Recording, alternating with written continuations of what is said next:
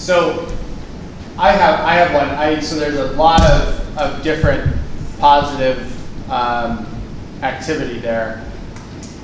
But this, I would say the profile of states is pretty diverse, right? Like I don't think there's one specific through line there. But what do you think is maybe the top three, or what's motivating the states to act? What do you think?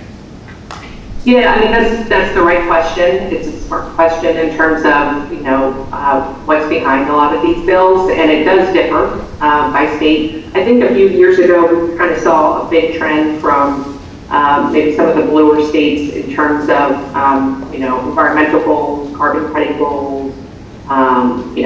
Virginia being one of them in terms of setting a 100% clean energy standard, and a lot of those states have passed them and now have to figure out how they're going to enact how you're going to reach those goals. And then you've got another bucket of states like in West Virginia specifically, and I would point to that one, and Nebraska. Those are two states. So Nebraska has passed two bills now. They're studying SMRs, and they added a tax incentive program for new nuclear. And then in West Virginia, a coal-heavy state, right? And they passed a nuclear moratorium repeal within weeks of their legislative session starting, and a full trifecta of support. I mean, overwhelming bipartisan votes, House, Senate, Governor just signed it quickly. Just really surprising. And it didn't get a lot of attention, but right after West Virginia passed this moratorium repeal, they passed a resolution that essentially said they need a reliable grid, and nuclear energy is the way that you're going to get there. So they were specifically calling out reliability as their big need. And then I would also point to Nebraska as their anchor to this entire conversation is reliability. But then when you look to Wyoming, they're certainly looking at coal closures as a threat to their communities and their economy, and what are they going to do about that? Same goes for like a Montana, where they're looking at that coal to nuclear transition. That's heavily driven in economics and the jobs, and the fact that nuclear jobs are paid 30% higher than the average energy job. Those things really resonate with state policymakers about how they're welcoming new businesses into their community. So just to the point, I do think that the motivation is varying.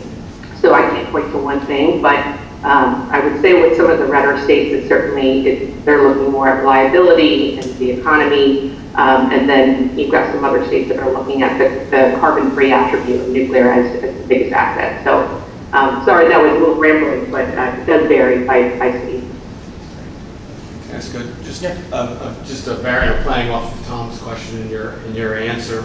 Are you seeing in states from the clean energy aspect, sort of I'll call industry weighing in for, and I'm thinking more those who consume large amounts or a lot of processed heat, would rather be on the clean path, or maybe in their states they have X goals that they need to adhere to. I'm curious how that's playing in at the state legislature levels, and if it is at all, and feeding into at least, hey, let's at least look at nuclear as an option. Yeah. Again, it has varied a little bit in terms of just the policy that the consumer, the large consumers are supporting. So there was a lot of opposition, like in New Jersey and maybe less so in Illinois, around the zero emission credit programs.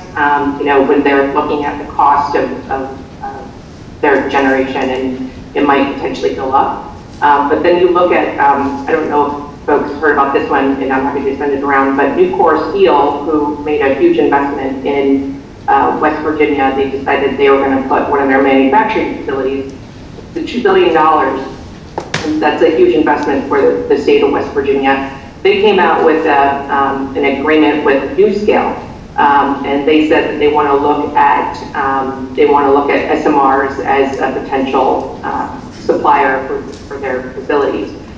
They're doing that because that's where their customers are demanding. They don't want to have their generation coming from a non-clean source. So just to the point that there's definitely, I would say, varying interest in terms of some of those connections, but that is, we are definitely seeing it come out in a lot of states. It just depends on kind of who the stakeholders in the state might be. I think one And just an anecdote on that, one of the things that was interesting, the debate, and Christine was heavily involved in this, the debate a few years ago in Illinois that had actually bled into, what was it, 2 years ago and last year on the sort of ZEC program, but I forget what exactly they call it. But one of the big discussions was about the cost to consumers potentially going up by maintaining the nuclear plants, and what's actually happened, especially in the last, 6 months or so to a year, as natural gas prices have started to increase exponentially, the cost of nuclear doesn't change that much. That was one of the arguments that was making, like, yes, it may be a little bit more expensive at the time, but it's not going to see these wild swings, and natural gas now is, $9, $10 a BTU, which is 3 times what it was then, is really having an impact on the price, and nuclear is actually a much cheaper option. So it's actually saving, the fact that they kept those plants online is actually saving the ratepayers money in Illinois. So I think, it's one of those things that what they call it, the fuel surcharge hedge that nuclear brings, because it's not a volatile resource, especially in competitive markets, is a big deal. Yeah. Yeah, just to build on that, I was at a conference last week where a representative of Constellation said that had the program not been in place, they'd be making more money with their nuclear plants today than what they're limited to under the terms of that agreement. So Right. they would have been better off had it not passed, but of course at the time it was the... Yeah, they also wouldn't have had the nuclear plants still running, I guess. That's right. So, yeah. Any other questions for Christine? All right, well, thank you, Christine. Thank you for carving out time. I know it's busy up there with NEA, so I appreciate you joining us. And we'll stay in touch, I'm sure, as we keep moving things ahead. Thanks again. Absolutely. Happy to. Anytime.